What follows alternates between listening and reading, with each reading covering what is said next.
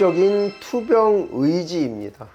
내가 이 병과 싸워서 이겨내겠다고 하는 그 강한 의지, 이것이 필요한 것이죠. 안녕하세요. 몸신 한의사 한진우입니다. 오늘은 암을 극복하는 방법에 대해서 말씀을 드리도록 하겠습니다. 암을 극복하신 분들의 경험을 토대로 말씀을 드릴 예정이니까요, 끝까지 영상 지켜봐 주시고요, 좋아요 한번 눌러주시면 큰 도움이 되겠습니다. 암을 극복한다, 어떻게 보면 이겨내고 그 생명을 연장한다고 볼 수 있죠.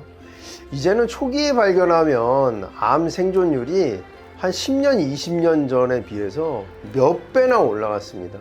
예를 들어서 대장암 3기를 예로 들면요, 3기에 발견을 해도 생존율이 75%나 됩니다. 그러면 4명 중에 3명이 살 수 있다는 얘기죠.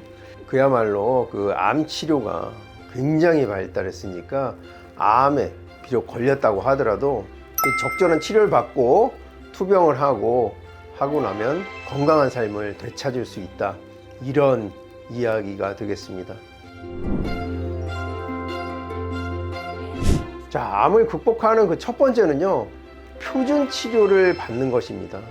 표준 치료라는 것이 무엇입니까? 어떤 암에 걸렸을 때 수술적 방법, 항암, 그 다음에 회복, 이런 것들을 통계적으로 가장 훌륭한 방법을 치료 방법으로 선택하는 것이죠. 표준 치료 방법에 성실히 임하는 그런 자세가 필요하다고 할 수 있겠습니다. 이제 통계적으로 나와 있는 것이니까요. 이때 주의할 것은, 이렇게 암에 걸리면 주변에서 훈수를 엄청 둡니다. 어디 누구는 어디 갔더니 무슨 치료를 해서 나았다. 이게 그러니까 정통 의학적 치료 방법이 아니라 검증되지 않은 치료법을 알려주는 훈수꾼들이 많이 나타나게 돼 있어요. 이 사람들 정말 무책임합니다. 한번 들여다보지도 않으면서 환자와 그 가족들한테 불필요한 제한을 계속해요. 책임질 것도 아니면서. 절대 이런데 현혹되지 마시고, 표준 치료에서 벗어난 치료가 만약에 효과가 있었다면은 그게 표준 치료에 편입이 됐을 거예요. 절대 내가 암에 걸렸다고 해서 마음 약해지지 마시고 표준 치료에 임하시는 것이 좋습니다. 그 암을 이겨내는 그 두 번째는요, 이 치료에 적극적으로 임해야 합니다. 진료를 받으러 갈 때 그 의사 선생님이 지시하는 사항 적극적으로 지키려고 하고, 또 궁금한 것 있으면 물어보고 해가지고 의사 선생님과 상호작용을 잘 하고, 내가 해야 될 것이 무엇인지를 찾아내고 물어보고 해서 의료진 말고 내가 해줄 일은 무엇인가 해서 치료에 적극적으로 임해야 합니다. 예를 들어서 수술 후에 회복을 하는 몫은 오롯이 나의 몫입니다. 그 다음 항암을 해야 하잖아요. 항암할 때까지 체력을 또 비충해 놓는 것, 그리고 항암과 항암 사이에 또 그 회복기에 내 컨디션을 바로 잡아놔야 다음 항암에 임하기가 좋거든요. 그러니까 이런 내가 해야 할 부분은 내가 하고 의료진이 할 부분은 의료진에 맡겨서 이 두 가지가 같이 적극적으로 개입됐을 때 좋은 치료 결과가 있을 것이라고 생각합니다. 암을 이겨내는 방법 그 세 번째는요, 적극적인 투병 의지입니다. 내가 이 병과 싸워서 이겨내겠다고 하는 그 강한 의지, 이것이 필요한 것이죠.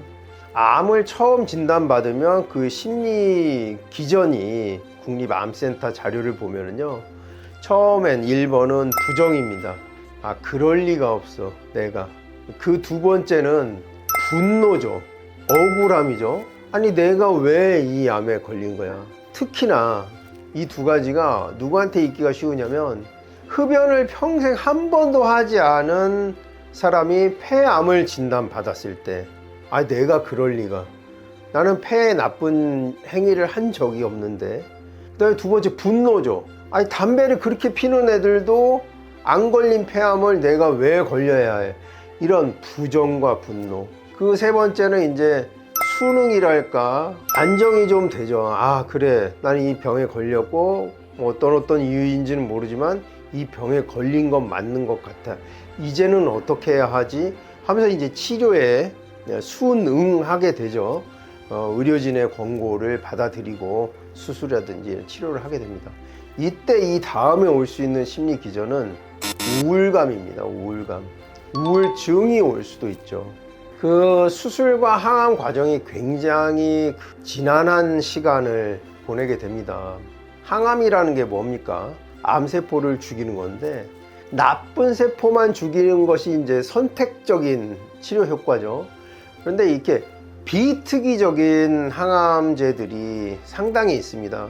하지만 그럼에도 불구하고 지금까지 개발된 항암제 중에 이게 가장 항암 효과가 높다면 그 부작용을 떠안고서라도 그 항암제를 쓰는 게 맞죠.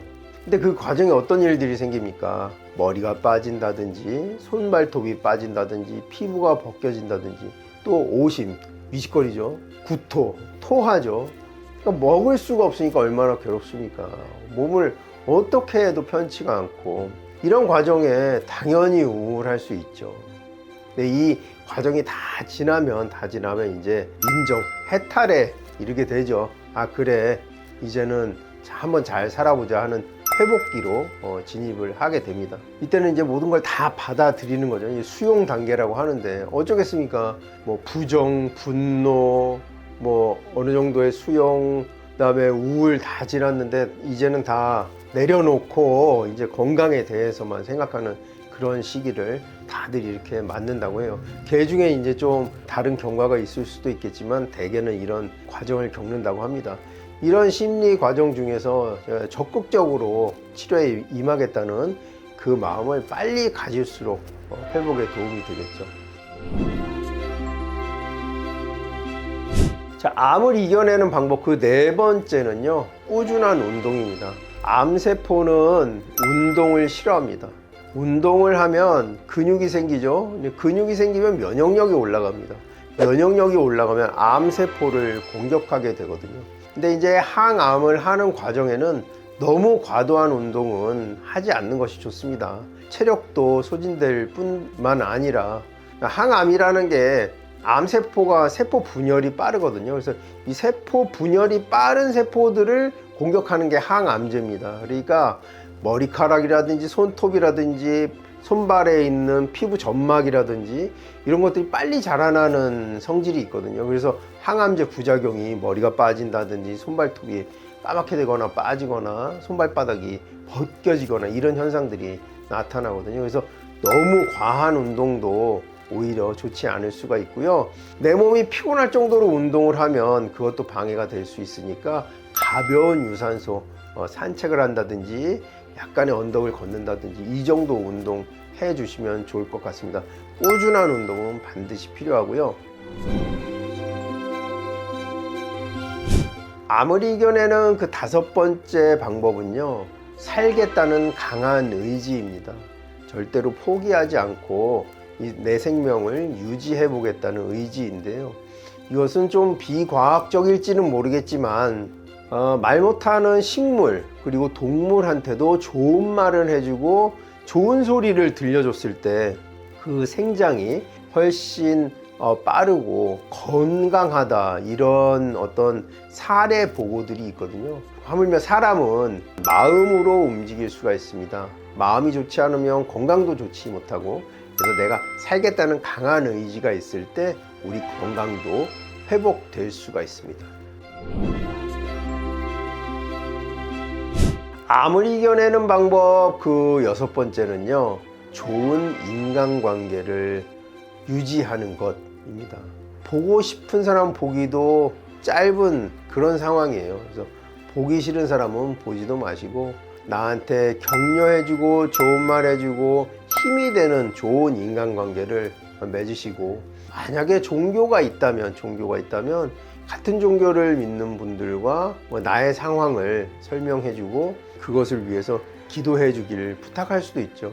기독교건, 불교건, 천주교건 어떤 종교를 가지고 계시더라도 나한테 그 도움이 되는, 힘이 되는 그 그런 인간관계, 특히 가족이죠. 가족들의 지지를 받고 가족들과 건강한 식사, 대화, 운동 같이 나누면서 오히려 아프기 전보다 더 좋은 관계를 맺을 수 있도록 이렇게 노력하시는 편이 암을 이겨내는데 큰 도움이 될 수가 있겠습니다. 자, 오늘 이 암을 이겨내는 방법에 대해서 설명을 드렸는데요. 이외에도 더 궁금하신 점 있으시면 댓글 남겨주시면 성의껏 답변해 드리도록 하겠습니다. 영상 끝까지 봐주셔서 감사하고요. 지금까지 몸신한의사 한진우였습니다. 감사합니다.